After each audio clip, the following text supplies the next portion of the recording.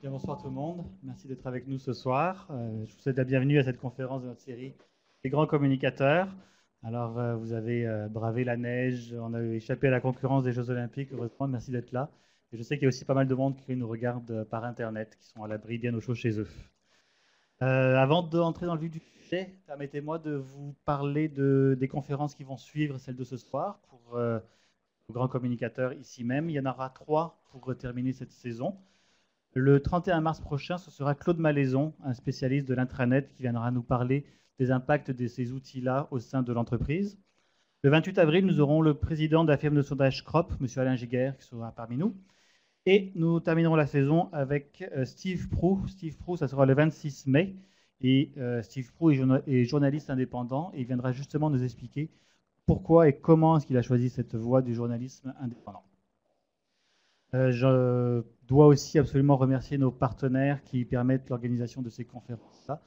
Il y a la TELUC qui nous supporte beaucoup, son association étudiante, le Canal Savoir qui est avec nous beaucoup, vous qui êtes dans la salle ou par Internet, et aussi bien sûr tous les conférenciers qui ont fait le succès de toutes ces années des conférences des grands communicateurs. Si vous voulez en savoir plus sur les activités de la toile des communicateurs, je vous réfère à notre site internet www.toile.coop. Vous trouverez toute l'actualité sur nos activités. Vous trouverez aussi les archives vidéo des conférences passées. Et vous aurez aussi la possibilité de vous inscrire au teint des communicateurs. La toile, on est aussi présent sur la plupart des médias sociaux, Twitter, Facebook, LinkedIn. Des groupes de la toile des communicateurs ont été créés. Alors, si ça vous tente de les rejoindre, c'est aussi un bon moyen d'être tenu au courant de nos activités. La conférence de ce soir, on prévoit environ une quarantaine, 45 minutes, qui sera suivie d'une période de questions. On vous a remis aussi un questionnaire d'évaluation. Prenez le temps d'y répondre. Inscrivez-y aussi votre adresse de courriel si vous souhaitez recevoir ensuite les messages d'information juste de la toile des communicateurs. Je vous rassure, on ne communique cette adresse-là à personne. Alors ce soir, la cybercriminalité est au programme. Et notre invité de ce soir, M. Frédéric Gaudreau, a eu l'occasion de mener beaucoup de projets d'envergure dans ce domaine-là au sein de la Sûreté du Québec. Il en fait partie depuis 10 ans maintenant. Sa carrière a débuté de manière plus traditionnelle comme patrouilleur. Et puis il a ensuite été agent d'infiltration dans différents groupes d'infiltration. Il a eu l'occasion, je pense, de travailler près du crime organisé de pression. En 2002, il a été affecté au service des projets de renseignement criminel, où il a notamment enquêté sur l'intégrité en matière de jeu. Puis en 2003, il a été nommé responsable du module de la cybersurveillance et de la vigie. Donc là, il a commencé à rentrer de plein pied, je dirais, dans le domaine de la surveillance, de la prévention de la cybercriminalité. Il fait partie de plusieurs groupes de travail d'importance. Permettez-moi d'en citer quelques-uns. On a le groupe de travail Interpol sur la criminalité contre l'enfance, le Microsoft Botnet Task Force, plusieurs comités dans lesquels il est très impliqué, le Centre national de coordination contre l'exploitation des enfants, CyberAid et le Child Exploitation Tracking System, auquel il a beaucoup contribué au développement. Il a aussi fondé l'Association francophone des spécialistes en investigation numérique. Alors, la parole maintenant à notre invité de ce soir, monsieur le responsable du bureau des coordinations des enquêtes et des délits informatiques à la Sûreté du Québec, le capitaine.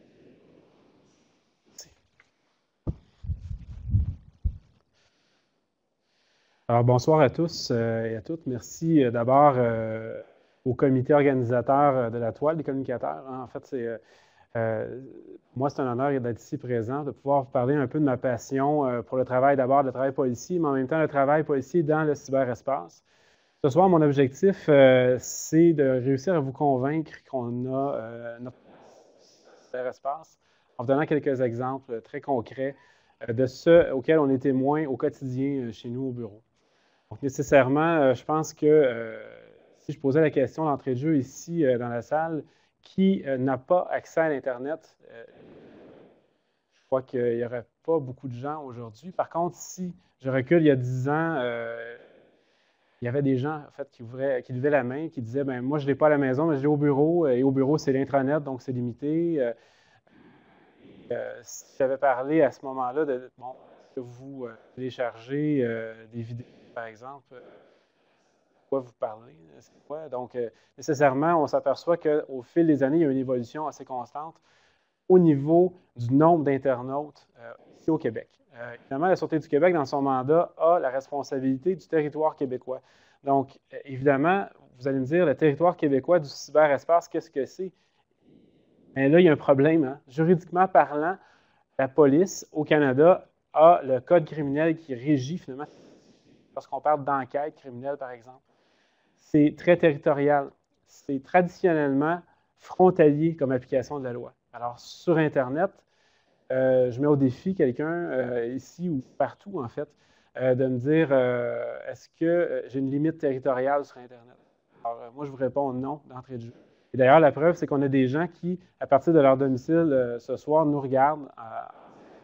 Et ces gens-là peuvent provenir de partout. Et donc, la communication passe par des réseaux qui, eux aussi, sont donc desservis par des serveurs répartis un peu partout dans le monde.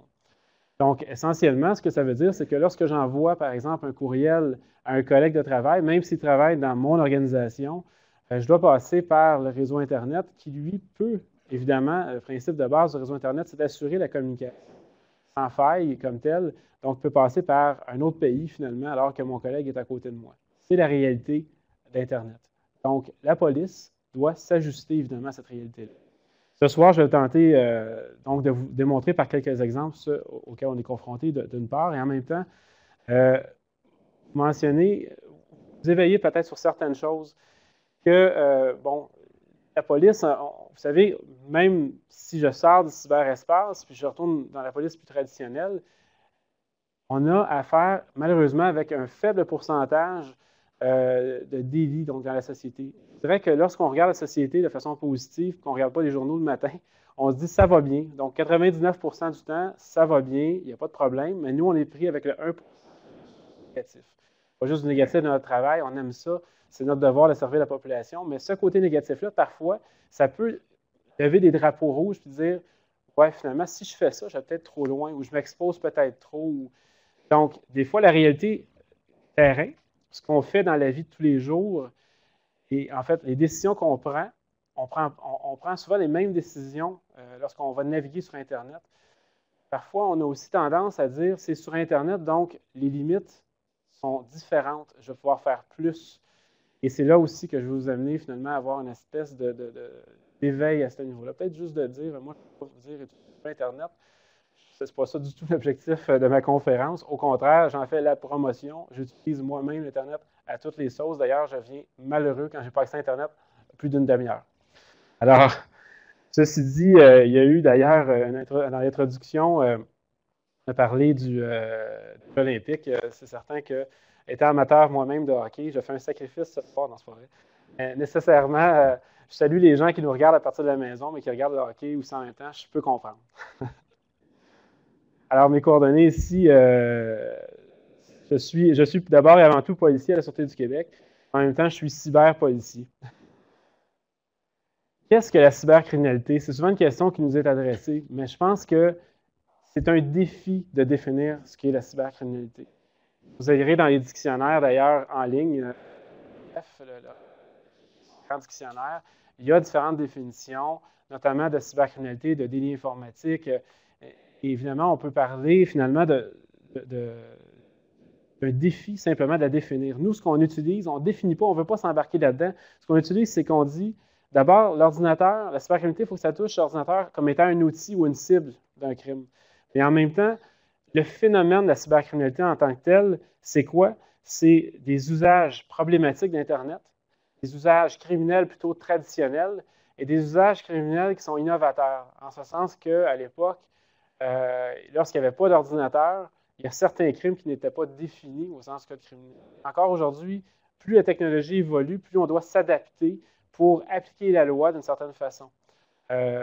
Donc, je ne cacherai pas que causer des méfaits informatiques n'existait pas en 1960, à l'époque du code criminel. Ça a été plusieurs années, mais depuis l'apparition des ordinateurs, il a fallu donc s'ajuster.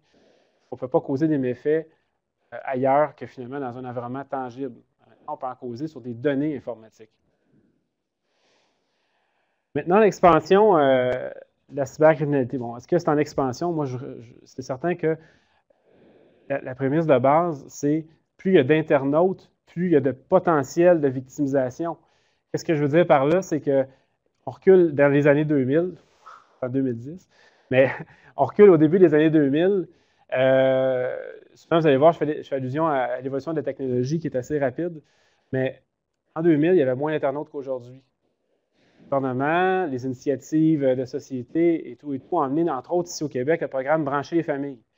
Donc, il y a eu plusieurs familles qui ont été en mesure de brancher Internet, soit par aide financière ou en même temps par déploiement de réseaux dans les régions, de sorte que les gens puissent se connecter plus facilement à Internet. Évidemment, on parle, à ce moment-là, il n'y a pas nécessairement la haute vitesse et tout. C'est vraiment de plus en plus de gens qui ont eu accès à l'Internet, donc à l'information rapide et à un ensemble qui leur permettait finalement d'évoluer d'une certaine façon dans la société. Ça a augmenté, en fait, ça a amené une augmentation des internautes. On assiste encore aujourd'hui à une augmentation des internautes. Pourquoi? Parce que les gens qui ont Internet à la maison, et moi j'en fais partie, ceux qui ont des enfants, je vous dirais que de plus en plus jeunes, les enfants sont maintenant sur Internet et ont accès à une série de jeux gratuits, donc des incitatifs pour qu'ils aillent sur Internet. Moi, jamais j'aurais pensé, parce que je travaille dans ce domaine-là, que j'aurais à mettre des limites d'utilisation à ma fille de 5 ans et à ma deuxième de 3 ans. Jamais j'aurais pu penser pouvoir leur imposer des limites, mais je suis là présentement. Alors, je me dis, je fais ce travail-là, donc je ne veux pas être le cordonnier mal chaussé. Je dois imposer des limites à mes enfants pour leur navigation sur Internet. Alors, le petit bébé de 8 mois, j'espère juste qu'elle ne sera pas comme ses sœurs.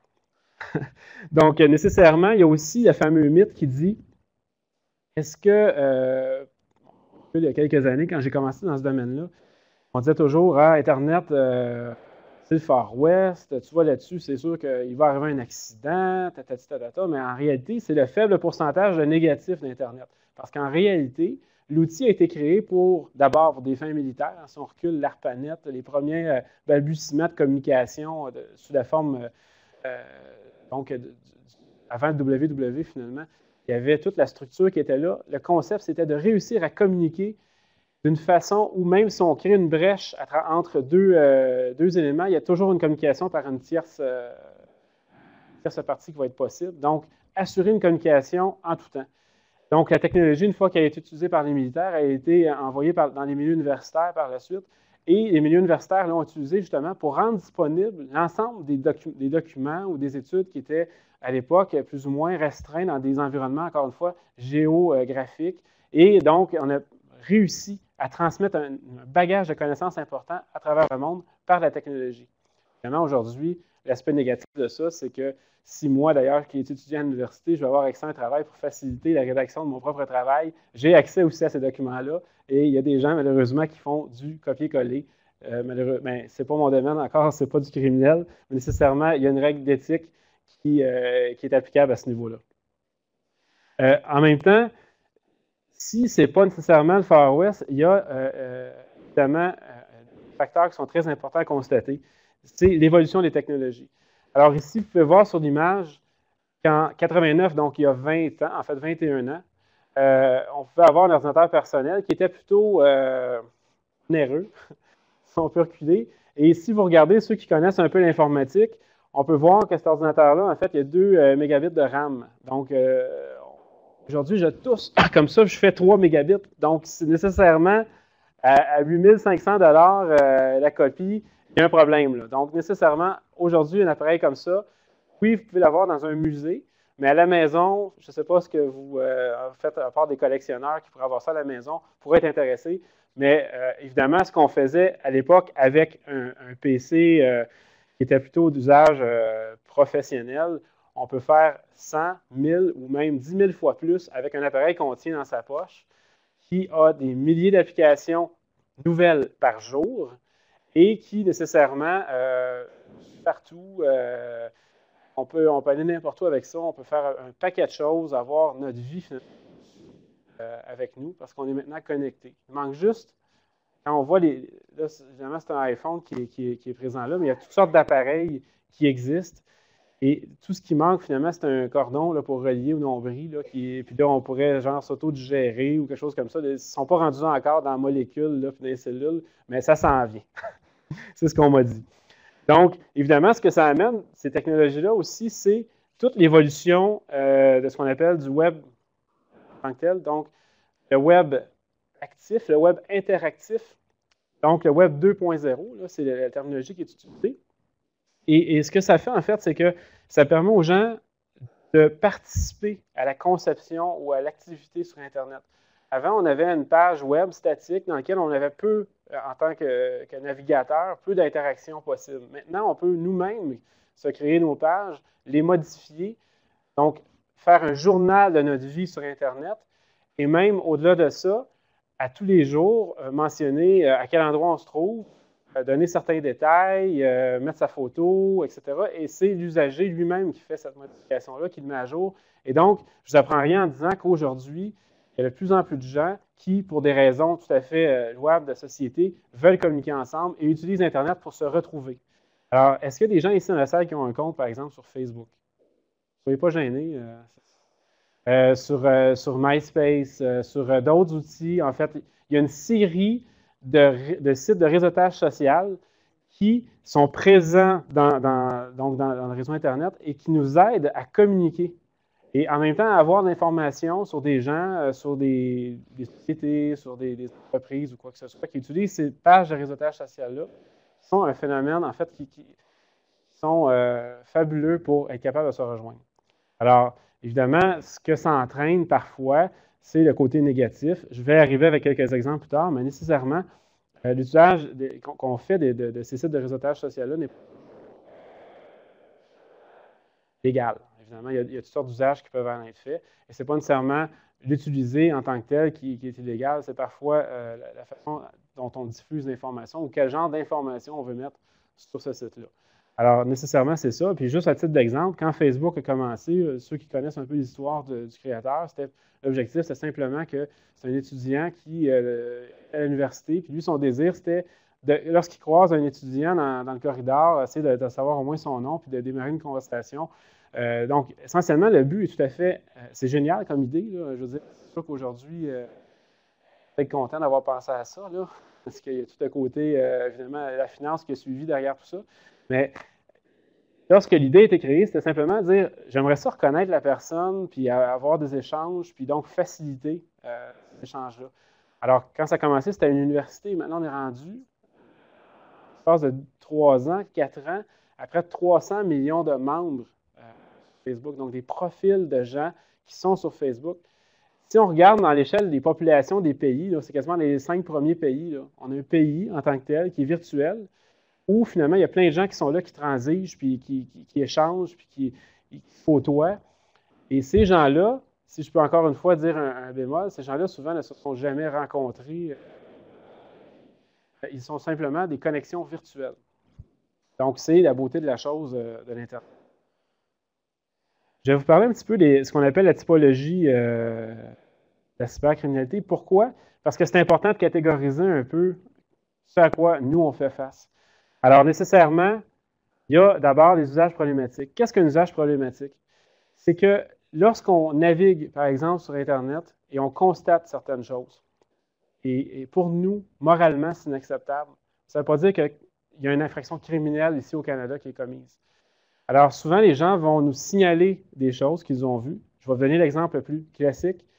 C'est d'ailleurs parmi les 3 activités principales en termes de rémunération sur Internet, c'est la pornographie. Alors, je me limite à dire la pornographie. Pourquoi? Parce que la pornographie, c'est tout à fait légal ici au Canada et dans plusieurs pays du monde. C'est parmi les 3 usages principaux d'Internet. C'est une industrie extrêmement lucrative. Mais il y a des gens qui, lorsqu'ils constatent, en fait, il y a des images parfois qui peuvent laisser perplexes et ils signalent ça au service policier en disant, voici ce que j'ai vu, c'est illégal, etc. Non, ce n'est pas illégal. Moralement, peut-être que vous avez donc de la difficulté avec ce qui est exposé sur Internet, mais légalement, c'est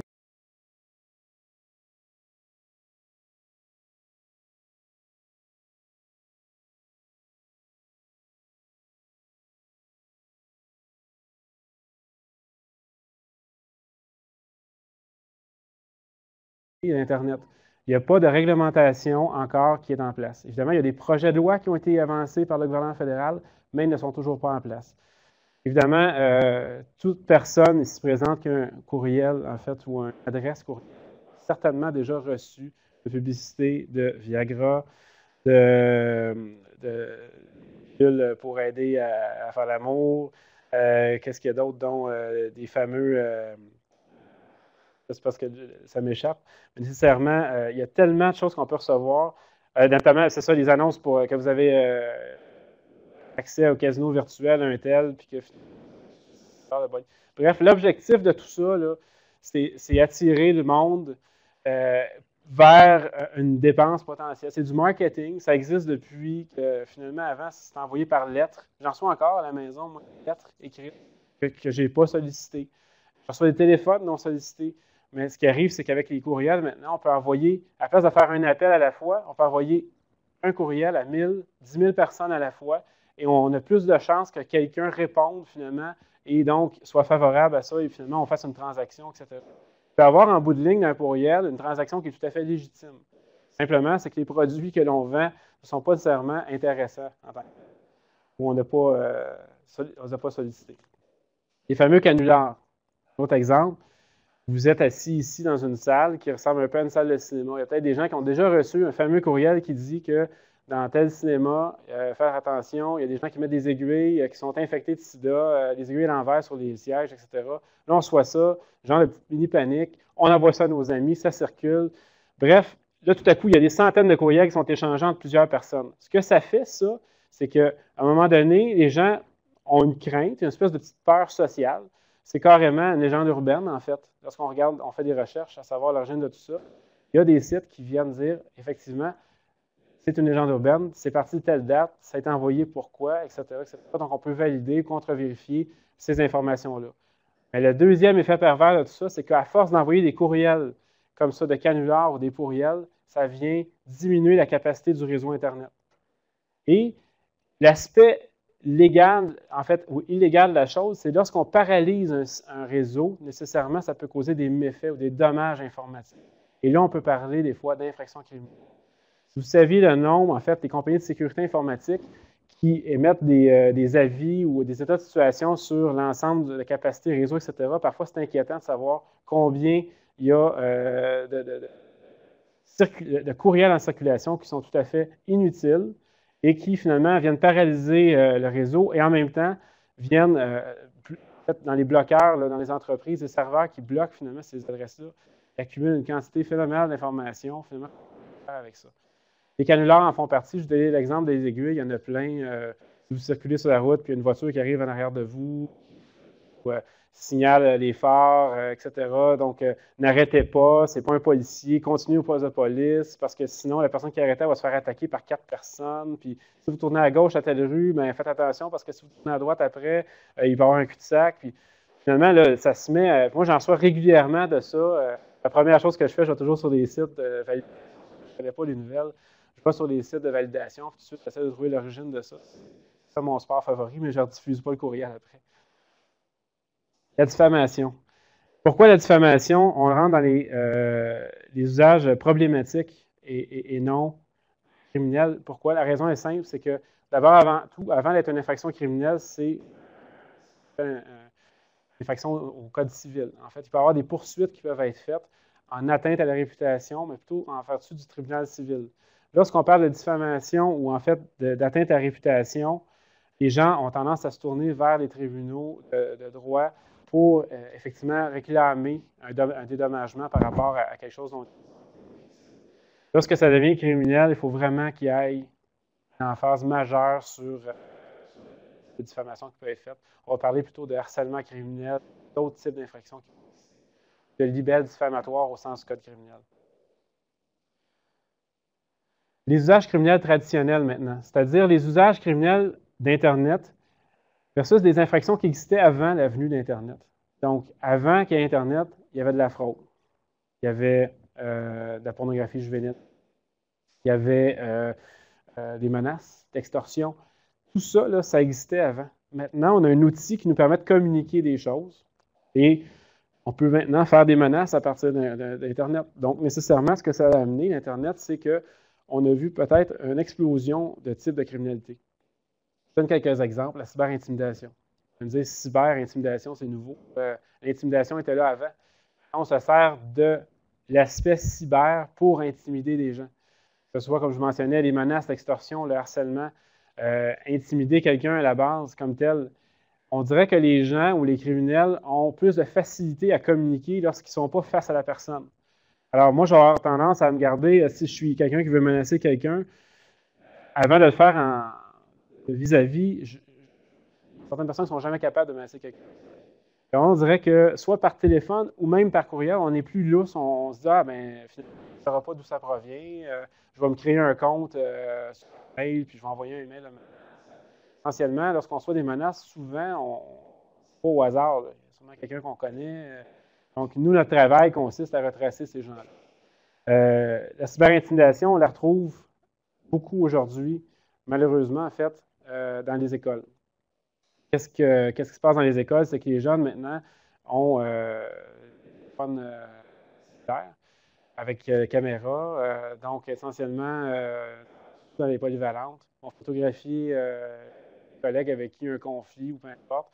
Rendus à la maison, vont créer une page web et vont mettre, en fait, toutes sortes de commentaires négatifs sur la personne. Ça va devenir, donc, une forme d'intimidation. Et par la suite, lorsque le message est créé ou la page web est créée, il la diffuse aux autres élèves. Ça veut dire que la personne qui est intimidée, parfois, elle ne le sait même pas jusqu'au lendemain, lorsqu'elle arrive à l'école, puis qu'elle s'aperçoit que sur sa case, il y a une affiche avec sa photo et ses détails, où tous les gens, finalement, la regardent de travers en disant ouais, en bout de ligne, ouais, pourquoi? Puis là, on va sur Internet et on s'aperçoit que partout, dans son cercle, son environnement et ailleurs, parce que, évidemment, quand je poste quelque chose sur Internet, j'en ai plus le contrôle.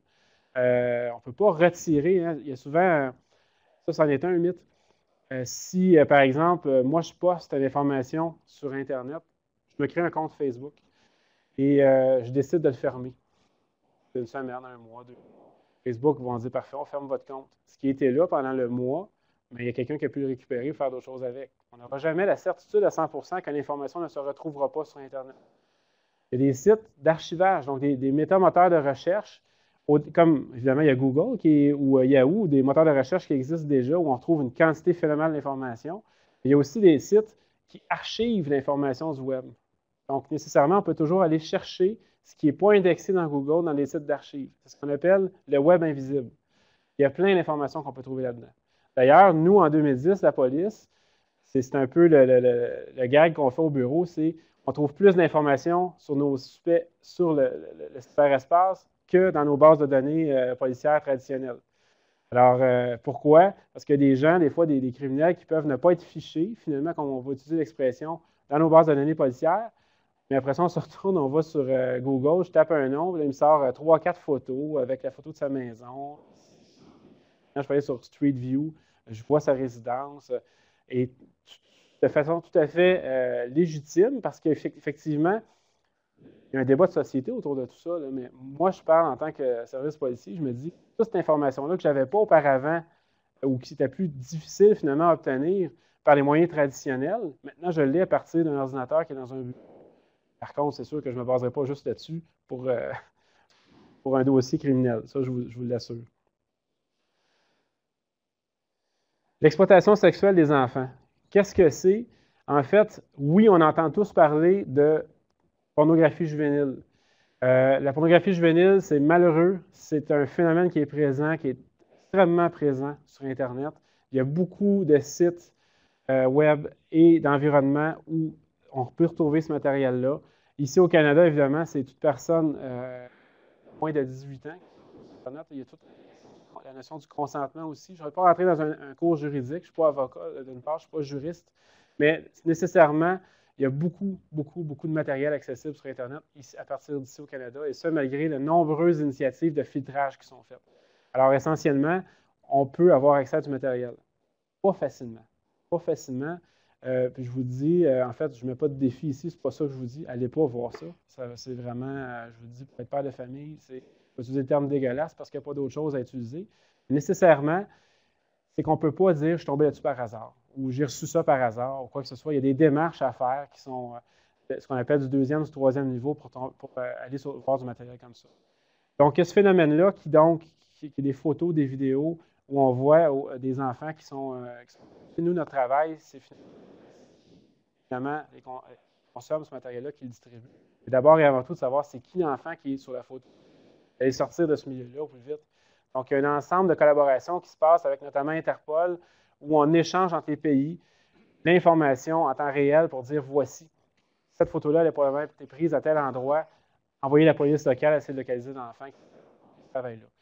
Et ce qui nous touche beaucoup ces temps-ci, c'est ce qu'on appelle le phénomène du leurre d'enfants sur Internet. C'est-à-dire qu'il y a des gens qui utilisent les réseaux sociaux notamment, et le clavardage, des sites web, et qui vont aller chercher de l'information ou aller sur des champs de clavardage où ils savent qu'il y a des jeunes et ils vont tenter de les manipuler dans le but final, finalement, c'est de les rencontrer pour avoir des actes sexuels avec ces gens-là. Donc, c'est quelque chose qui est beaucoup plus tangible, où on a des déplacements, où on a des enfants ou des adolescents qui sont manipulés, parfois par des adultes qui soit se font passer pour des ados eux aussi, quoi que ce soit, mais en bout de ligne, la crainte, c'est qu'il y ait effectivement un acte sexuel criminel qui soit produit.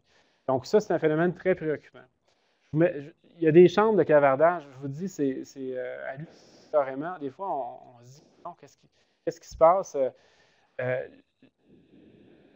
L'école, les heures normales d'école, par exemple, de 8 à 3, de 8 à 4, entre 3 heures et 4 heures, il y a des chambres de clavardage où la population augmente de façon exponentielle. On peut avoir une vingtaine de personnes qui sont là le jour, là.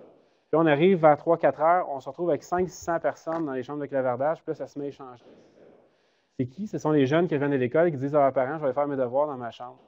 Ou je vais aller faire ci, ou je vais aller faire ça. Puis finalement, ils sont là, puis pendant ce temps-là, bien, soit que les parents, il n'y a pas de supervision, ou il y a plus ou moins de communication, mais les jeunes qui sont là, c'est souvent pour parler. Et là, je ne parle pas de la chambre de clavardage aide aux devoirs 101, là. Je parle de la chambre de clavardage qui s'appelle sexe ado, sexe enfant. Donc, le terme est sans équivoque un endroit où les jeunes peuvent parler de sexe. Alors moi, si je suis un prédateur sexuel, clairement, si je veux chercher des victimes potentielles, je vais aller sur ces chambres de clavardage-là et je vais me faire passer aussi pour un jeune et je vais réussir à convaincre la personne qu'éventuellement, ce serait fun de se rencontrer pour X. Et nous, on est là aussi pour prévenir que ces gens-là aient accès aux enfants. Donc, vous voyez ici l'image, c'est une initiative policewatch.ca, c'est une initiative qui est en train de se bâtir au Canada pour dire qu'en fait, il n'y a pas juste des enfants sur Internet, il y a aussi de la police. Donc, avant Internet, il y avait de la fraude. Il y a encore de la fraude aujourd'hui. Et il y a beaucoup de fraude sur Internet. Alors, essentiellement, pourquoi? C'est simplement que pour frauder quelqu'un, il faut réussir à contacter, il faut réussir à entrer en contact avec cette personne-là pour réussir à la convaincre d'acheter un produit X ou Y ou finalement de lui vendre un produit qui n'existait pas. Bref, il y a des gens qui ont découvert qu'Internet est un outil fabuleux pour rejoindre des gens, pour essayer de les convaincre. Alors, on en a de toutes les sortes. C'est parti il y a plusieurs années avec simplement de dire, bien, voici, tu as gagné tant d'argent parce que tu as été sélectionné dans un concours, etc. Donc, présente-toi ou à tel endroit éventuellement. Mais avant de faire ça, il faut que tu ouvres un compte de banque. Donc, nécessairement, il faut que tu envoies de l'argent dans ce compte de banque pour soutenir. On va pouvoir transférer tout ça. Là, je ne parle pas du type, ce qu'on appelle les fraudes 419, là, où on reçoit un héritage d'un roi là, décédé et que c'est nous, la personne, l'heureuse élue, finalement, qui reçoit cet héritage-là. Aucune idée du nom du roi, j'ai aucune idée de son origine, de sa provenance. Alors, je suis certain que vous avez tous déjà reçu, ou quelqu'un de votre entourage reçu un fameux courriel d'héritage, puis que vous avez 2 millions d'euros, etc. C'est très, très présent. Ça marche encore. Avant, c'était envoyé par courrier. Hein. Il y a des exemples de lettres écrites que des gens recevaient. Par exemple, je vais dire des pays, notamment africains, ou d'autres pays africains. Voici un roi mort, parce que bon, il y a encore la monarchie. Vous avez reçu, votre nom a été sélectionné. C'est pas compliqué. Ils utilisent les mêmes listes d'envoi que nos compagnies de marketing, qui sont des listes tout à fait légitimes, qui ont la raison d'être. C'est du télémarketing. Sauf que l'objectif final, c'est de réussir à obtenir des coordonnées personnelles et éventuellement d'envoyer, les gens envoient de l'argent, parce qu'avant de recevoir le 2 millions d'euros, il faut que tu avances 100 $, 1 000 $, 2 000 $. Il y a déjà des gens qui ont 6 000 $ qui n'ont jamais reçu d'argent. Ils ont réussi à être manipulés. À un moment donné, on profite un peu de là. Et là, maintenant, en plus, les fraudeurs peuvent automatiser l'envoi de courriel en utilisant les outils de piratage informatique. puis en polluant finalement le web, en rejoignant plein de monde, puis nécessairement ça fonctionne. Plus près de chez nous, des sites de petites annonces classées, vous en connaissez certainement plusieurs, où on vend des photos. Moi, je vends, par exemple, j'ai déjà vu certaines expériences où quelqu'un voulait acheter des jantes pour son véhicule. Alors, lui, il a acheté des jantes. Ce qu'il a reçu par la poste pour 2000 $, c'est des photos de jantes. Alors là, on s'est dit, non, moi, ce que je t'ai vendu, c'est tout à fait légitime. Les photos de jantes que je vendais, c'était pas décrit, mais ça, c'était juste à toi de poser la question. Évidemment, là, il y a un problème. Là. Mais aussi, d'envoyer de l'argent et finalement de rien recevoir pendant tout, c'est encore pire. Donc, les gens sont lésés parfois par ça, malheureusement. Et le commerce en ligne fonctionne très bien. Moi, d'ailleurs, j'en fais, là, soit en passant personnellement. C'est juste que je vous demande juste, encore une fois, je parlais tantôt de vous éveiller à certaines choses. Avant de passer une commande, c'est toujours intéressant de savoir, là, du courriel, d'appeler. Il y a des numéros de téléphone. Quand il n'y a pas de numéro de téléphone, la personne refuse de vous parler au téléphone. Déjà là, il y a peut-être une question. Il y en a plein de choses à vendre sur Internet. Puis certainement que la chose que vous recherchez est peut-être disponible ailleurs. Trouvez donc moyen de parler ou de rencontrer la personne ultimement. Et même plus que ça, de voir le produit que vous achetez. Si l'entreprise n'a pas pignon sur rue, mais arrangez-vous pour le voir, le produit. Si je veux acheter, par exemple, le téléphone-là, puis je vois juste une image, quoi que ce soit, mais je vais être porté à voir, c'est tangible, une transaction, on est habitué, c'est historique, mais nécessairement, il y a une problématique parce qu'on n'a plus besoin de ça aujourd'hui. On commande, ça va arriver par la poste, c'est fabuleux, mais des fois, ça n'arrive pas. Donc, pourquoi? Parce qu'on a juste communiqué par email.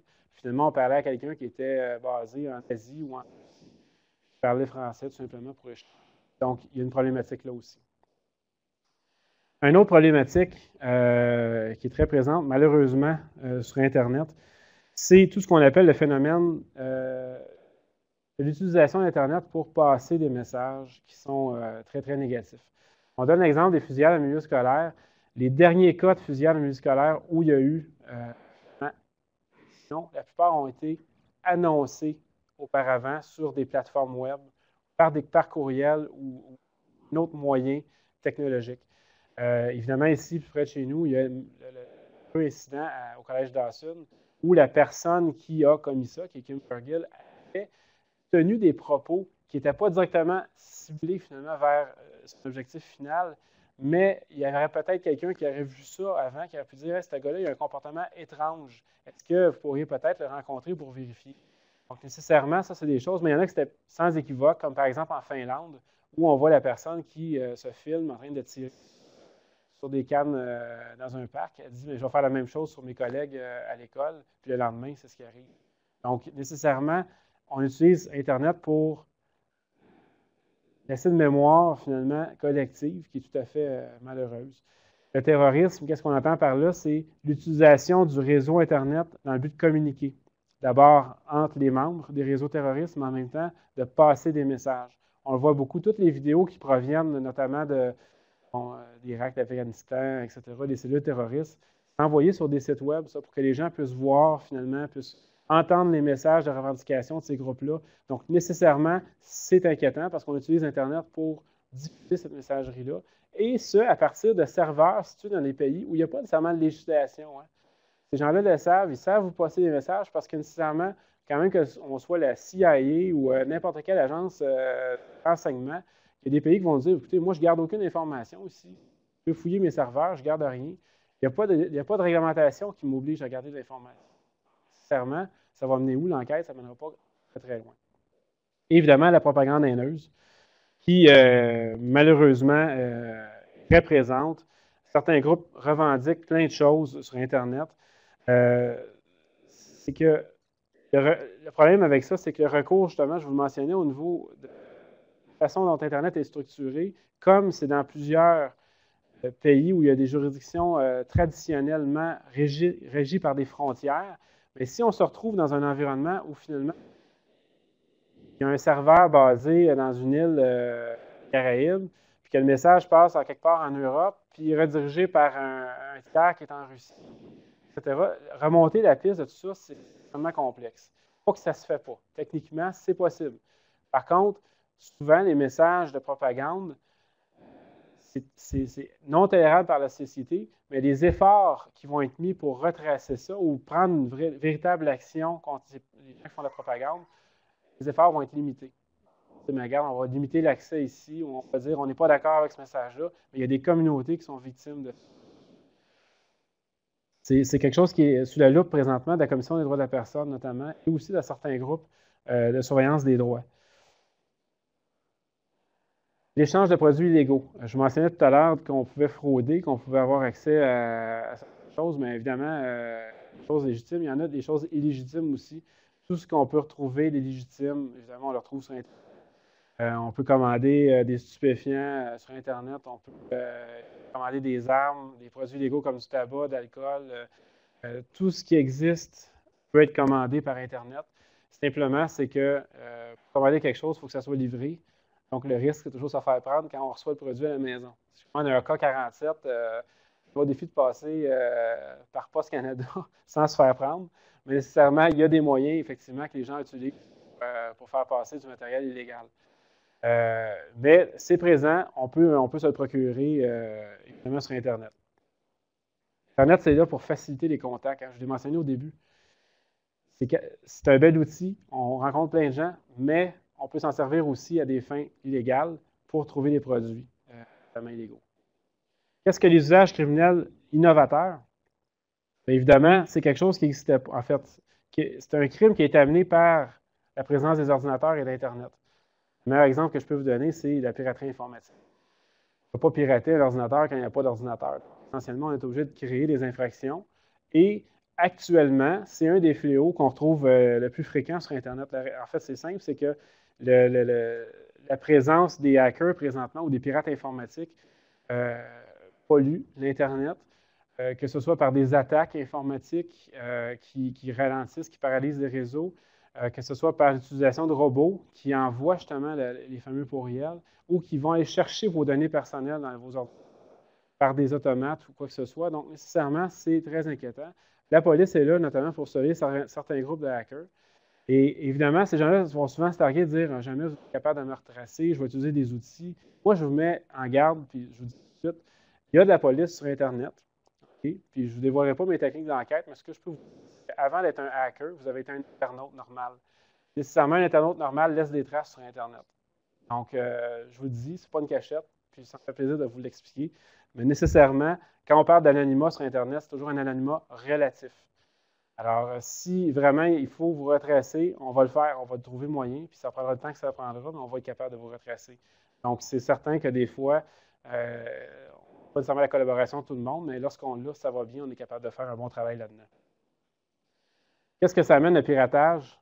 Évidemment, c'est différentes choses, mais il y a notamment le phénomène de l'usurpation d'identité qui est extrêmement présent. Qu'est-ce que c'est? C'est que les gens, finalement, vont utiliser l'ordinateur à la maison ou au travail, mais sans savoir que quelqu'un surveille ce qu'ils font. C'est pour ça que des fois, on a des cas où on va se faire voler notre identité, en guillemets. Plutôt prendre des données personnelles ou avoir accès à nos mots de passe, nos comptes utilisateurs, pour être capable d'avoir accès à nos comptes de banque ou d'autres choses comme ça. Il y a des outils qui existent, justement, qui sont utilisés par les pirates, qui leur permettent d'avoir accès à ça. Et si votre ordinateur est protégé, qu'il a un pare-feu à jour, qu'il y a un antivirus à jour, que c'est des choses que vous considérez finalement votre ordinateur comme un outil et que vous le protégez. Je prends l'exemple très, très banal des gens qui aiment la construction. Une scie radiale, s'il n'y a pas de protecteur en plastique dessus, il y a des chances de se couper. Mais c'est la même chose. Si on utilise un ordinateur qui n'a pas d'antivirus ou pas de pare-feu, on peut aussi avoir un accident qui va être un accident plus matériel, mais en même temps qui peut toucher notre vie privée, notre vie personnelle. C'est savoir si notre nom circule ailleurs pour d'autres fins. Ou on reçoit un compte Visa, mais qu'on n'a jamais eu de carte Visa, par exemple. Je donne un exemple. Ça peut arriver que quelqu'un utilise nos données personnelles pour créer. Donc, évidemment, l'usurpation d'identité, c'est un phénomène qui est très présent. L'hameçonnage, c'est la même chose. Les fameux courriels que vous pouvez recevoir. Je vous mentionnais tout à l'heure les courriels de roi là, que vous héritez. Quoi. Ça, c'est une forme d'hameçonnage. L'objectif de ça, c'est vous manipuler dans le but d'obtenir vos personnels.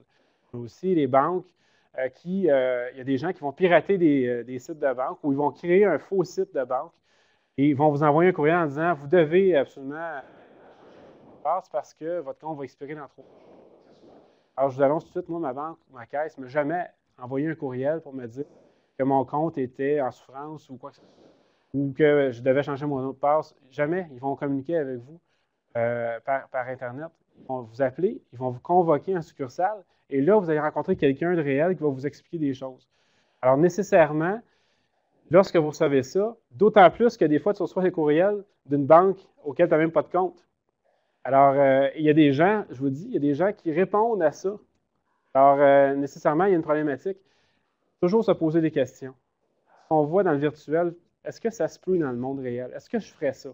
Est-ce que moi, souvent je donne l'exemple, est-ce que si, lorsque vous êtes arrivé ici, vous avez vu la photo sur un poteau de téléphone, je me permets de sortir le de l'écran, je mets cette photo-là ici, sur un poteau de téléphone dehors. Mon nom, mon numéro de téléphone, mon adresse, je suis étudiant, je pratique du sport, j'ai des intérêts en telle affaire, je mets ça. Comment que les gens regardaient ça, se disent, voyons donc, qu'est-ce qu'il fait là? Sa photo, c'est quoi son objectif? C'est bien bizarre. Mais savez-vous qu'il y a peut-être moins de monde qui le verrait que votre profil Facebook? Et nécessairement, il y a moins de monde qui aurait tendance à utiliser cette information-là. Les gens auraient plutôt tendance à dire, c'est bien Toto, ça, je vais l'enlever, je vais le jeter aux poubelles, ou c'est un illuminé, pourquoi il fait ça? Mais si on ne le fait pas dans la rue, pourquoi on le fait dans le monde virtuel? Soit de ne pas le faire. Simplement que si plus vous en mettez sur Internet, plus ce renseignement-là peut être utilisé par quelqu'un d'autre qui a des intentions criminelles, des intentions malveillantes. Et malheureusement, on en voit beaucoup de ce genre de choses-là sur Internet. Il y a beaucoup de gens qui nous appellent en disant j'ai vu mon profil à telle place, j'ai vu ci. Mais vous l'avez fait de façon libre et volontaire. Vous avez vous-même mis l'information en ligne. Alors, les gens sont majeurs, vaccinés, entre guillemets, pour aller naviguer sur Internet. Ils doivent être conscients que ce qu'ils font dans le monde virtuel, ça peut s'appliquer au même titre que dans le monde réel. Donc, attention, juste y penser, faire attention à quel genre d'informations qu'on va mettre là-dessus. Vous saviez le nombre de jeunes, adolescents, qui indiquent sur des profils, sur certains sites de réseautage sociaux pour les ados ici au Québec, il y en a plusieurs, qui indiquent carrément leur nom, leur adresse, leur numéro de téléphone, leur âge, qu'est-ce qu'ils portent comme vêtements, à quelle école ils vont, quelles sont leurs préférences, quels sont leurs amis. Et là, on implique les amis là-dedans qui sont souvent même pas au courant que leurs détails sont sur le site de leurs amis. Et là, il y a des gens qui vont voir cette information-là, qui vont s'en servir à des fins. Moi, c'est juste un avertissement que je vais vous donner. Je ne dis pas de ne pas le faire, mais simplement d'être conscient que cette information-là est accessible par n'importe qui a accès à ce site-là.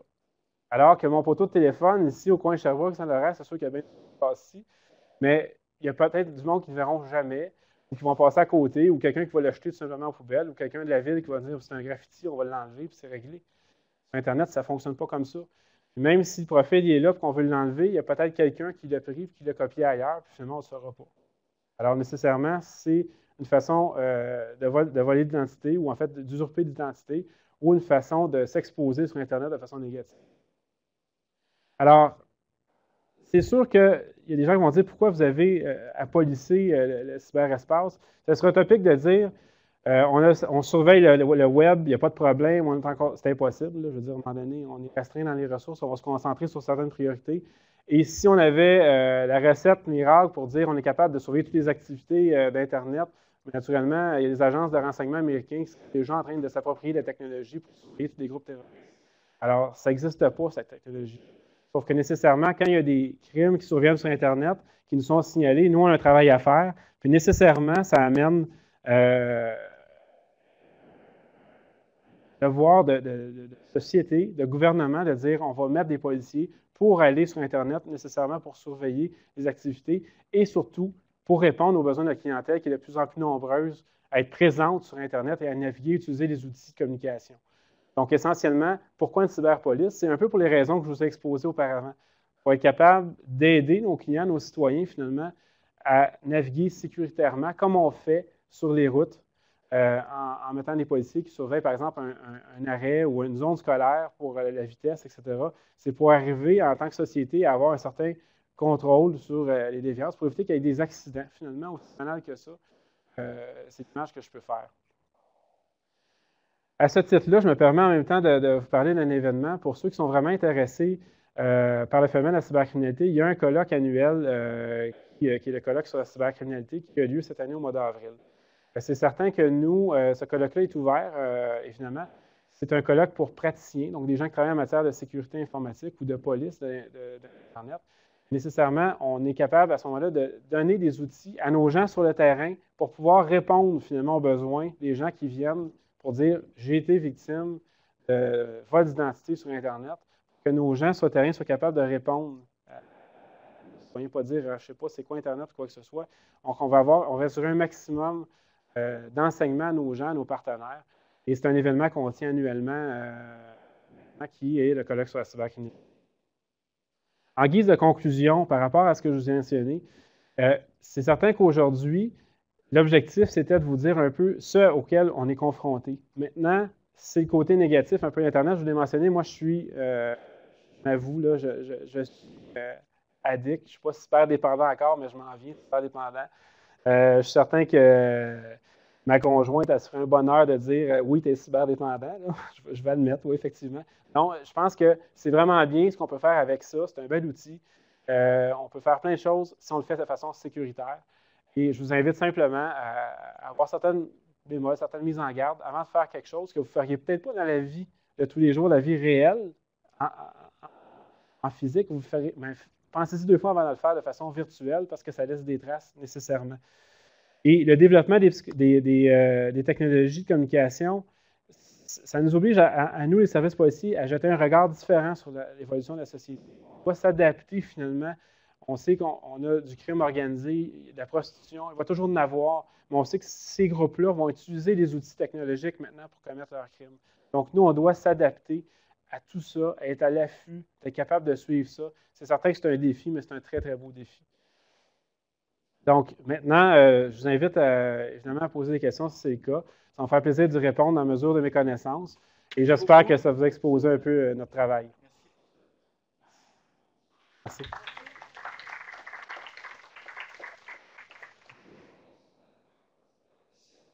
Au hockey, c'est 3-0. Canada. Ah. Première période. En première période, c'est bon. Ouais. C'est donc, le délire de la foule et sur le web. On voit ce que le cyberanimateur faisait pendant que je parlais.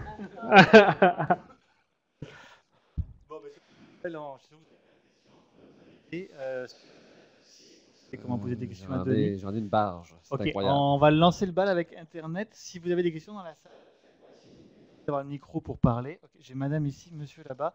On commence par Internet. Oui, première question que j'ai reçue quelques jours avant la conférence. La personne va regarder ça en différé. La personne dit, ayant toute formation en informatique, ça fait plusieurs mois que j'aimerais contribuer comme bénévole, s'il le faut, à l'avancement des enquêtes sur le cybercrime. Est-ce que c'est possible? Et si oui, comment on procède? C'est une belle question. Hein? Comment, en tant que citoyen, on peut s'impliquer dans la lutte contre la cybercriminalité? Vous savez, il y a... je vais le transposer dans le monde réel. Lorsqu'on a des programmes comme protection du voisinage ou surveillance de quartier ou des trucs comme ça, où on demande aux gens de s'impliquer dans la sécurité publique, et lorsqu'ils sont témoins finalement de choses qui se passent sur leur rue ou chez leurs voisins, choses qui sont anormales ou qui peuvent leur paraître louches ou criminelles, bien, on a des lignes téléphoniques qui sont là pour dénoncer.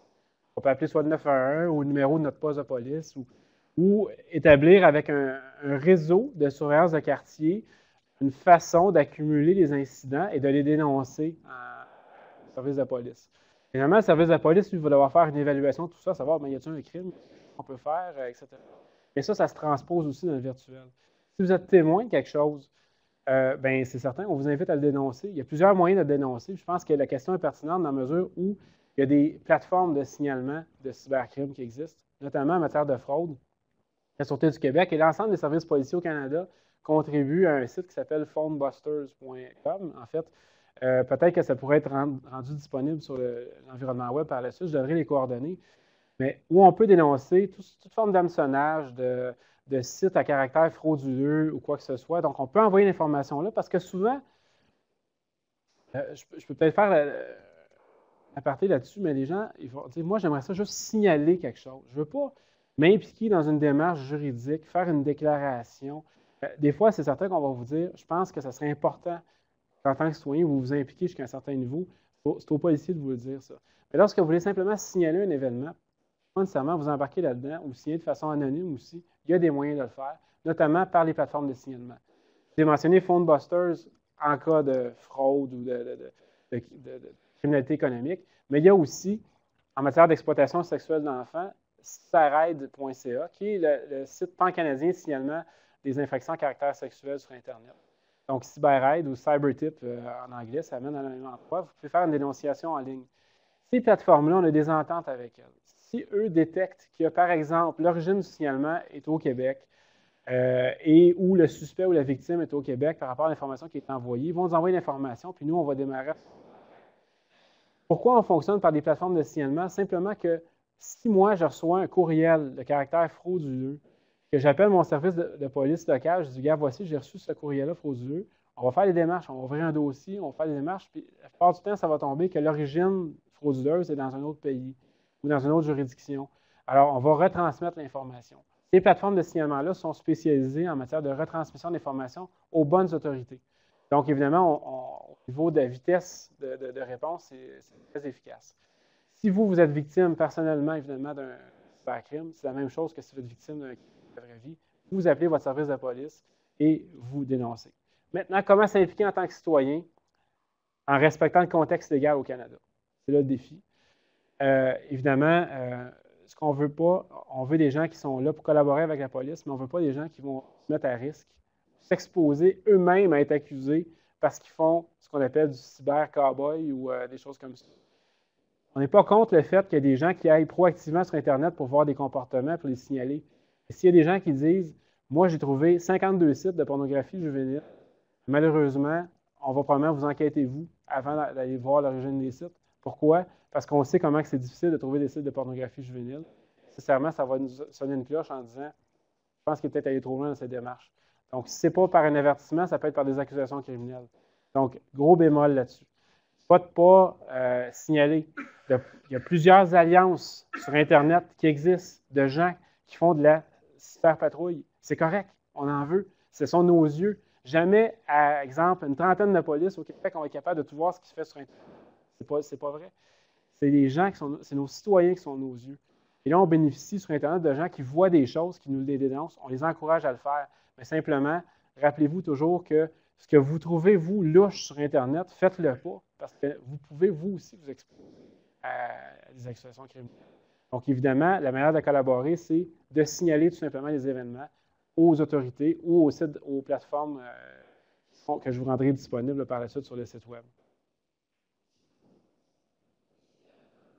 Bonjour, monsieur. Bonjour. Moi, je suis dans le domaine du conseil en transfert de connaissances. Puis souvent, les entreprises me demandent du conseil parce que leurs employés vont consulter des sites pornographiques et le reste.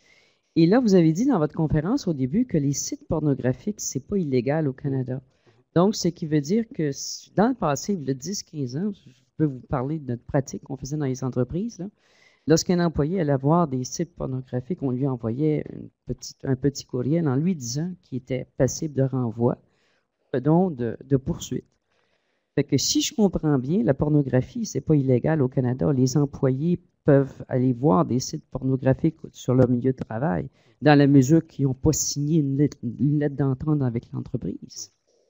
J'aimerais ça avoir ce que vous en pensez. C'est une bonne question. Quand je mentionne illégal, c'est au sens du code criminel.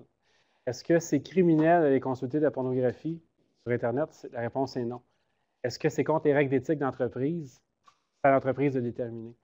Et à ce moment-là, il peut y avoir des actions, parce qu'évidemment, d'ailleurs, en pratique de sécurité informatique, maintenant, c'est devenu courant, on encourage les entreprises à aviser leurs employés que la navigation qu'ils font sur Internet, sur leur temps de travail, par exemple, ou avec les outils qui appartiennent à l'entreprise, mais il doit y avoir des règles qui sont établies puis ces employés-là sont informés de ces règles-là.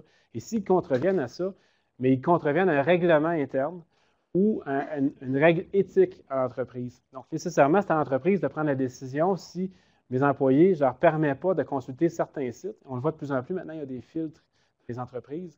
S'ils font pareil, puis ils trouvent un moyen d'outrepasser le filtre, etc., c'est à l'entreprise de prendre ses responsabilités et de dire « Vous n'avez pas respecté mon code d'éthique, j'ai une cause quelconque de renvoi », mais ça, c'est des relations de travail. Mais quand je mentionne illégal, c'est vraiment au sens du code criminel, c'est-à-dire porter des accusations criminelles contre quelqu'un, donc avec des motifs raisonnables de croire qu'il y a une infraction criminelle qui a été et toute la notion juridique qui est derrière ça. C'est en ce sens-là que je l'entendais. Bienvenue. Nous avons une autre question ici. Merci. Actuellement, il y a un colloque en Europe où sont réunis des gens comme vous qui travaillent sur l'idée que, selon les estimations, il y a entre 1000 milliards et 3000 milliards d'argent sale qui circule dans le monde.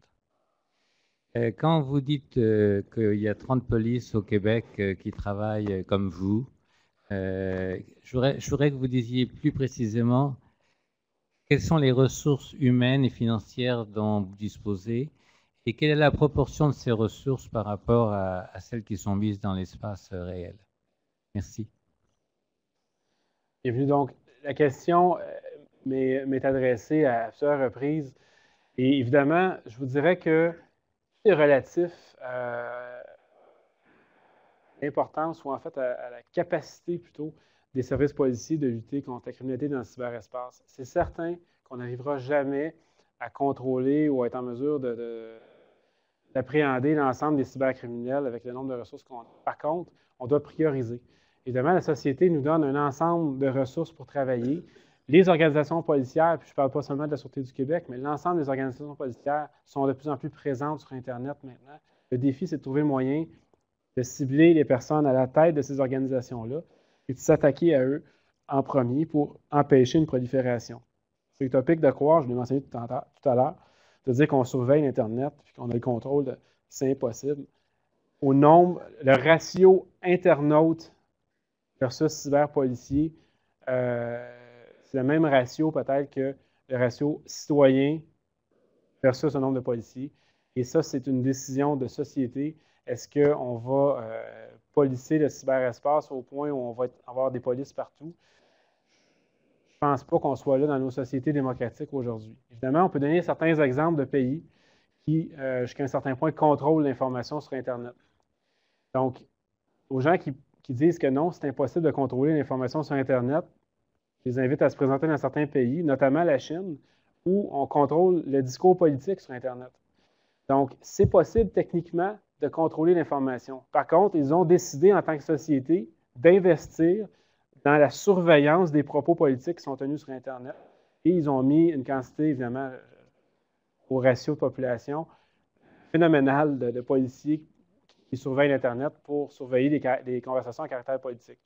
C'est une décision de société, c'est un choix de société. Ici, au Québec, notamment au Canada, on a un certain nombre de policiers spécialisés.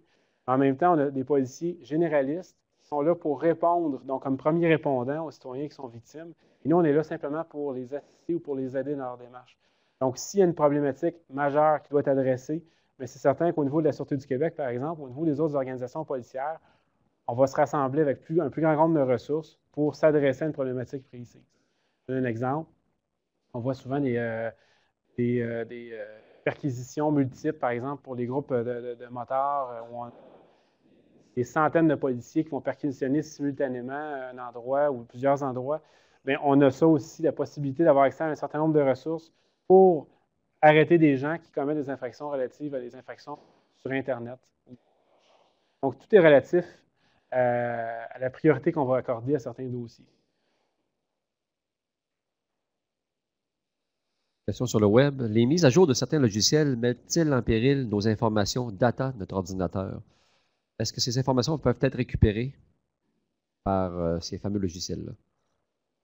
Bon, évidemment, je ne vais pas entrer dans l'aspect trop technique de la chose, mais ce que je peux donner souvent, c'est une comparaison. Moi, lorsque j'achète un produit, je vais aller dans une entreprise qui a une vitrine commerciale, qui a pignon sur rue, et qui me semble de confiance. Donc, évidemment, c'est toujours un risque si je vais dans un... Comment je pourrais vous dire ça? Je vais prendre l'exemple du marché aux puces. C'est peut-être l'exemple facile, vous allez me dire. J'ai travaillé dans un marché aux puces quand j'étais jeune, mais il y avait plusieurs marchands qui étaient là, et leur pignon sur rue, c'est une table qu'ils louent pour une fin de semaine, et ils vendent des produits. Est-ce que je prends un risque en achetant à ces gens-là? Non, ça peut être tout à fait des produits. Et je vois quelqu'un avec qui je transige, donc nécessairement, il y a une certaine confiance qui peut s'installer. Par contre, le même produit se retrouve dans une entreprise qui a pignon sur rue avec une adresse, une historique corporative, etc. je vais probablement avoir plus confiance d'acheter un produit-là, quitte à payer un petit peu plus cher, mais m'assurer que si j'ai un problème avec mon produit, que je me représente la semaine suivante, mais la table du marchand ne sera pas enlevée ou le marchand va être encore là parce qu'il y a pignon sur rue et il y a une réalité commerciale à respecter. La même chose s'applique sur Internet. Si j'achète des produits d'une compagnie qui est plus ou moins connue ou plus ou moins fiable, ou évidemment, je vous l'ai mentionné tout à l'heure, on trouve plus d'informations sur nos suspects sur Internet que dans nos bases de données policières. Même chose s'applique. Est-ce que je peux faire des recherches sur une entreprise? Oui. Je vais googler l'entreprise, pour savoir c'est quoi son historique, c'est quoi ci, c'est quoi ça. Une page web, je peux en créer une là, puis faire ça super professionnel. Ça va être là une journée, puis le lendemain, il n'y en aura plus. Donc, si vous achetez des produits d'une entreprise qui est fiable, normalement, si cette entreprise-là a pour objectif de faire des affaires pendant plusieurs années, en fait, les risques sont minimisés par rapport à ça. Évidemment, on entend toujours des histoires d'horreur. J'ai installé tel antivirus, j'ai fait une mise à jour, et c'était un produit qui était connu. Peut-être que la source du téléchargement était douteuse, par exemple. Peut-être avez-vous téléchargé une version qui était piratée, ou des fois, vers la gratuité, on a plutôt tendance à dire je vais télécharger une version de certains logiciels sur des sites de téléchargement. Au même moment, il s'installe un maliciel qui va justement prendre vos informations. Donc ça, c'est encore une fois, c'est de prendre des risques dans sa navigation web. Et si on fait affaire avec des entreprises qui ont pignon sur rue, qui sont légitimes, même si c'est un pignon sur rue virtuel, qu'on est capable d'être à l'aise avec ça, les risques sont très, très minimes, voire parfois inexistants. Je pense qu'on a beaucoup de questions, monsieur. Et bonsoir. Moi, j'ai 3 enfants à l'école primaire et je m'occupe de la gestion du site web de l'école avec d'autres parents. De plus en plus, dans les classes, on met les photos des sorties. Maintenant, on va permettre aux enfants d'écrire eux-mêmes des articles. Ce serait quoi les limites à respecter pour qu'il n'y ait aucun danger pour les enfants? Aucun? Sans virer parano. C'est ça. Puis d'ailleurs, je ne veux pas laisser une mauvaise impression, tout ça. Simplement que, bon, je reviens souvent là-dessus, mais ce qui est mis sur Internet est là pour rester. Et naturellement, lorsqu'on met une photo, peut être reprise par quelqu'un et être d'ailleurs. Moi, ce que je dis toujours, c'est dans la mesure du possible, soyez conscient que ce qui est mis là peut donc rester en permanence. Et donc, si l'enfant... Exemple, je peux vous donner un exemple très concret par rapport à la police. Il y a des gens qui, en 2010, appliquent pour être policiers. Et dans leur carrière, ils décident, par exemple, de faire de l'infiltration dans des groupes de crime organisé. Je peux parler par expérience. Si ma photo s'était retrouvée sur Internet avant, avec des détails personnels, probablement que moi, en tant que gestionnaire de la boîte d'infiltration, malheureusement, tu ne pourras jamais en faire parce que si le groupe organisé va faire des recherches sur Internet, parce qu'il n'y a pas juste la police qui en fait, ils vont être capables de retrouver ta photo et nécessairement tes informations et peut-être t'identifier de cette façon-là et compromettre ta mission, et même compromettre ta sécurité. Ça, c'est l'exemple policier de la chose. Est-ce que l'enfant, à l'âge de 5, 10 ans ou même 15, a conscience de ce qu'il veut faire plus tard? Est-ce que cet enfant-là sait que les entreprises, maintenant, font des recherches en source ouverte sur Internet pour voir le background des profils Web 2.0 des gens? Au-delà du CV, est-ce que... oui, les entreprises vont faire des vérifications, ils vont faire tout ça. Donc, nécessairement, ça peut être tout positif, ce qui est là-dessus, mais en même temps, ça peut servir de façon négative. Par contre, je ne suis pas contre le concept. Les enfants sont là, sur Internet, je veux dire, sont présents sur Internet. Les miens, là, les miens ne sont pas encore à l'école. Mais à l'école, s'ils n'ont pas l'ordinateur, mais ils se font regarder croche. C'est quasiment ça aujourd'hui. Tu dis, hey, tu n'as pas d'ordinateur à la maison. Tu sais, à part de vivre dans une région éloignée.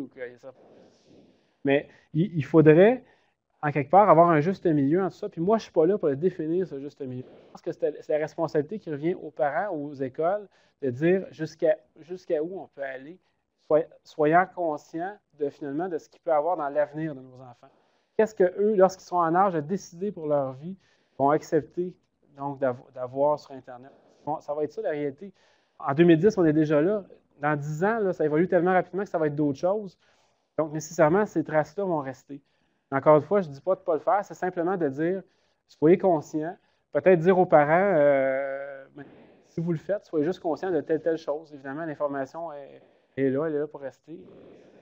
Si vous le faites, c'est de façon c'est de façon volontaire, libre et volontaire, mais soyez conscient que vos enfants vont vieillir, puis peut-être qu'un jour, ils souhaitez plutôt pas les avoir. Mais encore une fois, je ne suis pas là pour juger de ça. Simplement, moi, je vous donne juste les côtés négatifs des choses parce qu'on a eu des cas, effectivement, qui nous ont été. On va en avoir de plus en plus dans les prochaines années où ces informations-là étaient utilisées à des fins. Merci. Bonsoir. Moi, j'ai été intervenante sociale dans les écoles secondaires, les polyvalentes, longtemps. J'ai vécu les premiers grands événements de cyber-intimidation. Et maintenant, je suis formatrice d'intervenants scolaires et je me demandais si je peux dire à nos futurs intervenants que lorsqu'ils ont des événements comme ça à gérer, est-ce que nos policiers de quartier sont mieux équipés pour répondre rapidement?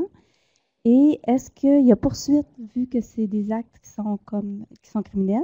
Est-ce qu'il va y avoir poursuite? Et sous question, si on perd un jeune par suicide suite à ces événements-là, parce que ça arrive malheureusement, est-ce qu'il y a poursuite au criminel? Parce que souvent, ça n'implique pas un jeune, ça implique un réseau de jeunes. Merci. Très bonne question. C'est certain que la cyber-intimidation, c'est un problème actuellement, surtout dans les écoles.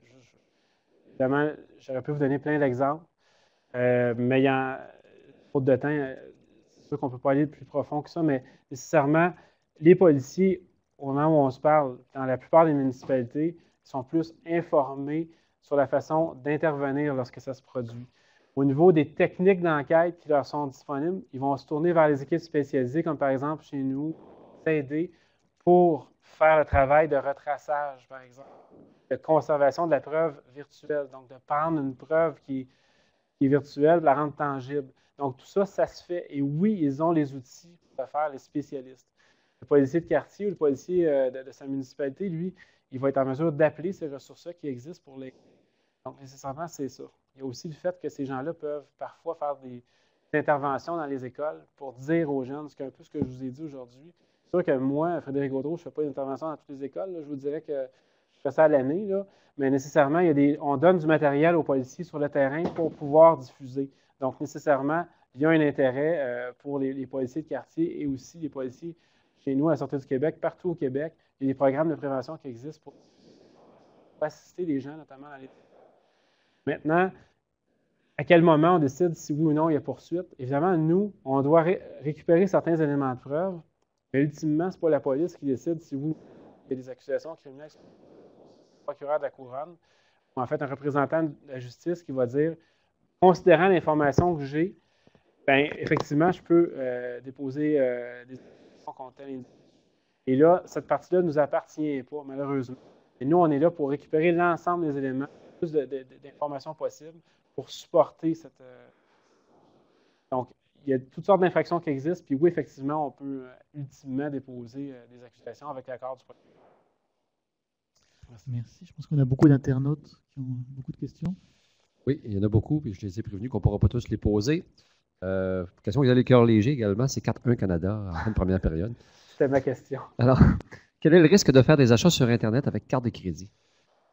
Bon, ben alors, le risque est le même que si on fait des achats sur carte de crédit ailleurs. Moi, je fais personnellement des achats avec carte de crédit sur Internet. C'est sûr qu'il y a toutes sortes de théories là-dedans. Pour mon expérience personnelle, moi, j'ai une carte de crédit pour mes achats dans la vraie vie, puis j'ai une carte de crédit pour mes achats sur Internet. Donc, 2 cartes de crédit, c'est personnel à moi. Je pourrais prendre la même carte de crédit pour mes 2 achats. Les risques sont. L'exemple que je donnais tout à l'heure du marché aux puces, c'est la même comparaison que je pourrais donner finalement. C'est que, est-ce que je vais aller, par exemple, chez un marchand où je doute que son terminal de lecteur de carte est trafiqué, je le vois, c'est bidule que je n'ai jamais vu ailleurs, je passe ma carte là-dedans. Bref, il y a un risque physique, je le vois, c'est tangible. Si je donne mon numéro de carte de crédit sur Internet à un site qui n'est pas reconnu ou qui ne semble pas être crédible, évidemment, là, c'est difficile parce que c'est tellement bien fait, les sites frauduleux, des fois que ça peut laisser perplexe de dire, écoutons, c'est-tu fiable ou quoi que ce soit. Mais il y a des indicateurs. Notamment, les pages sont sécurisées, il y a des petits cadenas au niveau de l'adresse. Il y a des entreprises de vérification de carte de crédit qui existent. Il y a des systèmes de paiement en ligne aussi qui existent. Il y a des points. Vous pouvez acheter des points et utiliser ces points-là par la suite comme pour acheter des choses. Ce qu'il faut tenir là, derrière tout ça, c'est que les entreprises de crédit sont très conscientes des dangers de faire des achats, autant sur Internet que dans la vie réelle. Et naturellement, il y a toute une machine et supporter eux autres mêmes parce que l'objectif, c'est de protéger leurs clients. Si le client n'a pas fait d'achat puis il reçoit un compte, finalement, c'est à lui d'argumenter avec sa compagnie, de dire « J'ai jamais fait cet achat-là. Possiblement que mon numéro il était usurpé en quelque part. » Et ils vont prendre une action rapide en disant qu'on cancelle le numéro.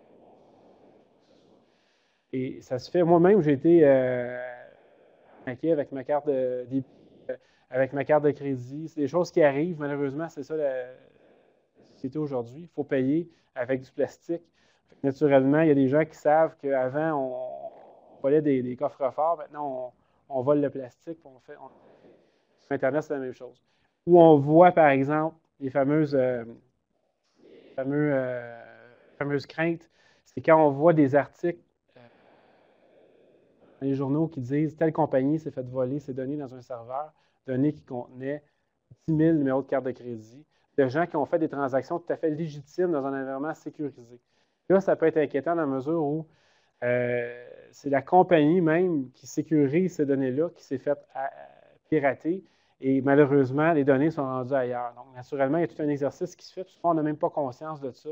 Les compagnies de sécurité vont tout de suite annuler les numéros avant que les numéros soient disponibles sur des sites de pirates informatiques. Mais ça existe, c'est une réalité. Il n'y a pas de moyen faillible.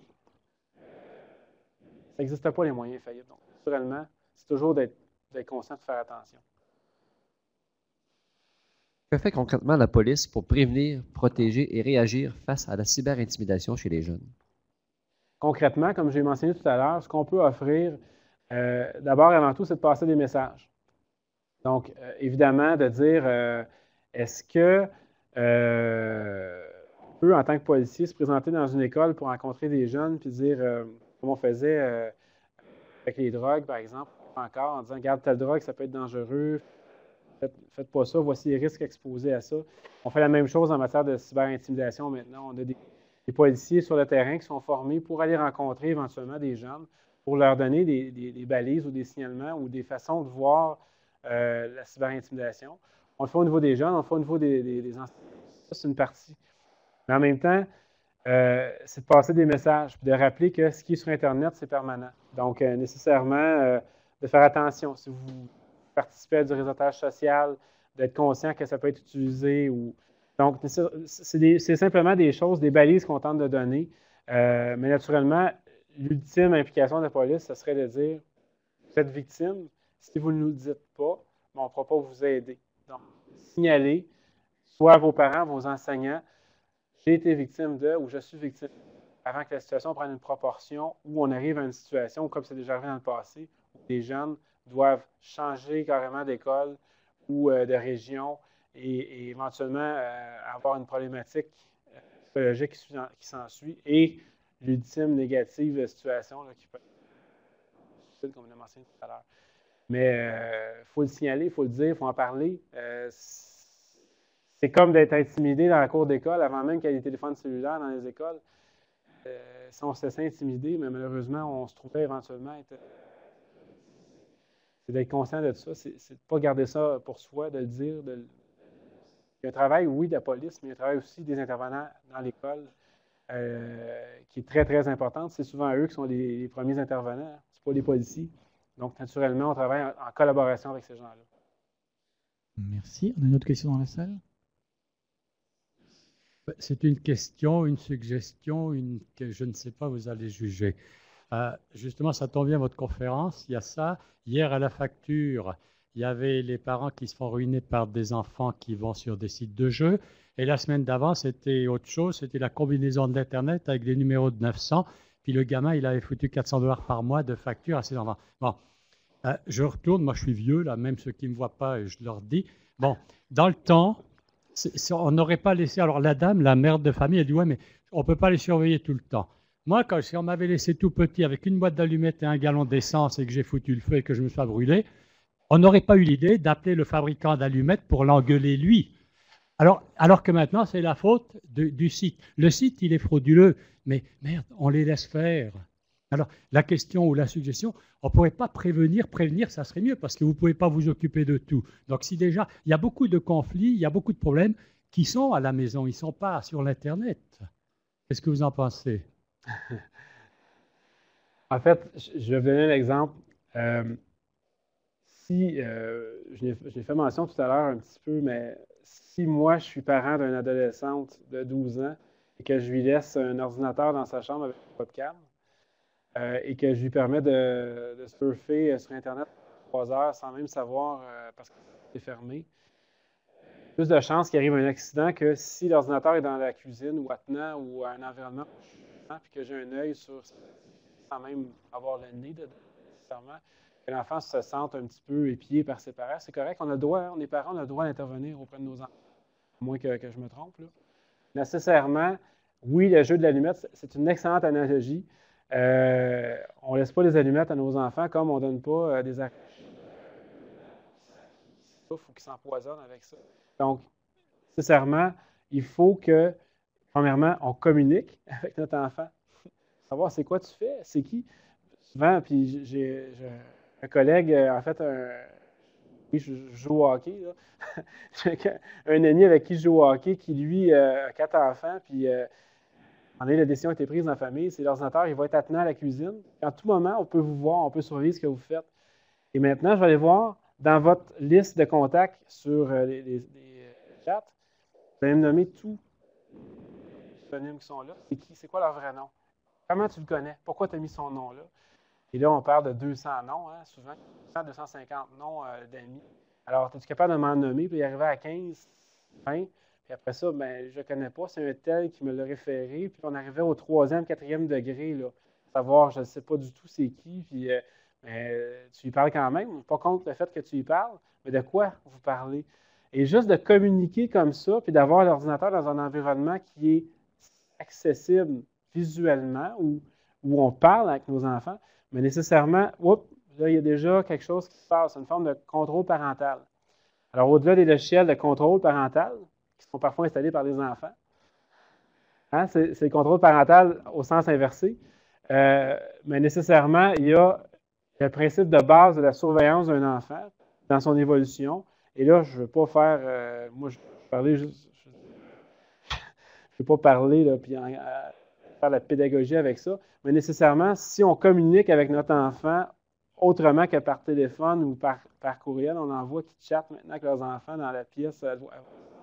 Si on est présent, on est comme on était dans le temps, avec des règles de base de communication, bien, je pense que l'enfant va être conscientisé et va être en mesure d'être conscient justement des dangers auxquels il est exposé. Puis parfois, c'est comme ça qu'on évite toute situation. Merci. Je ne sais pas si on a encore des questions dans la salle. Par contre, je sais qu'il y en a beaucoup sur Internet. Alors peut-être une sur Internet encore? Oui, et c'est toujours 4-1 au premier entracte. Est-ce qu'il y a un moyen simple de protéger son e-réputation? Simple. Il n'y a rien de plus simple que de donner aucune information sur Internet. Vous allez me dire, ouais, mais ça se peut qu'un de mes amis en mette de mes informations sur Internet ou que je ne sois pas au courant. Oui, ça se peut. Alors, malheureusement, Internet, c'est un vecteur d'information, de diffusion d'informations qui est accessible par tout le monde, partout à travers le monde. Donc, c'est plus difficile de contrôler sa réputation en ligne que sa réputation traditionnelle, si on veut. Alors, il y a 2 concepts à ça. Il y a des gens qui ont des doubles personnalités. Ce qu'il faut comprendre, c'est qu'on a des gens qui ont une vie réelle et qui ont une vie virtuelle. Des gens qui utilisent un pseudonyme, qui font vivre leur pseudonyme ou leur avatar sur certains sites. Ceux qui sont familiers avec les sites de deuxième vie. Donc, il y a une réputation virtuelle qui peut être effectivement protégée, mais c'est plus difficile. Mais la réputation réelle restera toujours exposée au risque des autres personnes que l'on côtoie qui décident de vous faire cette réputation-là.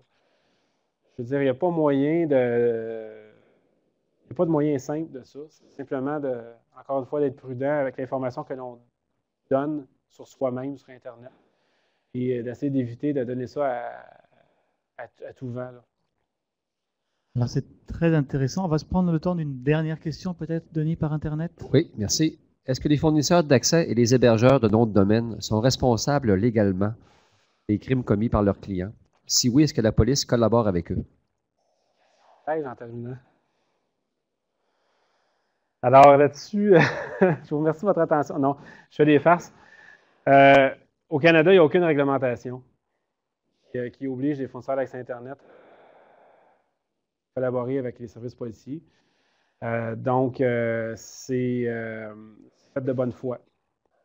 Donc, les fournisseurs d'accès Internet, les fournisseurs de télécommunications agissent de bonne foi avec les services policiers en leur transmettant l'information, évidemment avec autorisation judiciaire. Ce qu'il faut comprendre, c'est qu'on n'est pas comme Big Brother qui va aller chercher l'information. Ça prend une autorisation judiciaire, ça prend une enquête véritable pour aller chercher l'information. Et les compagnies, la majeure partie des compagnies va collaborer. Évidemment, les services policiers, nous, en fait, d'ailleurs, cette semaine, j'ai des rencontres avec des gens, des fournisseurs. On se doit d'être proactif, d'aller les rencontrer puis leur mentionner un peu c'est quoi notre rôle. Parce qu'il n'y a actuellement pas de réglementation. Pourquoi? Je ne dirais pas que politiquement, il y a un Parlement qui a été prorogé, là, etc. Là. Ça faisait partie des projets de loi à l'étude actuelle. Mais nécessairement, il y a une législation qui s'en vient, mais au Canada, pour le moment, il n'y en a pas. Dans plusieurs pays, il y a déjà une législation qui est en place. Je pense que ça va conclure. 5 ans. Merci beaucoup. Merci, je pense qu'on peut... Oui, mais merci de votre attention. Merci.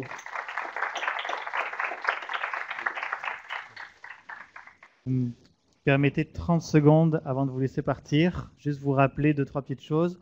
Vous avez un questionnaire, si vous le remplissez, ça nous rend service. Vous pourrez le déposer sur la table qui est à la sortie. Mettez-y votre adresse de courriel si vous le souhaitez. www.toile.coop, c'est l'adresse du site internet de la Toile des communicateurs. Je vous invite à vous connecter. Twitter, Facebook. On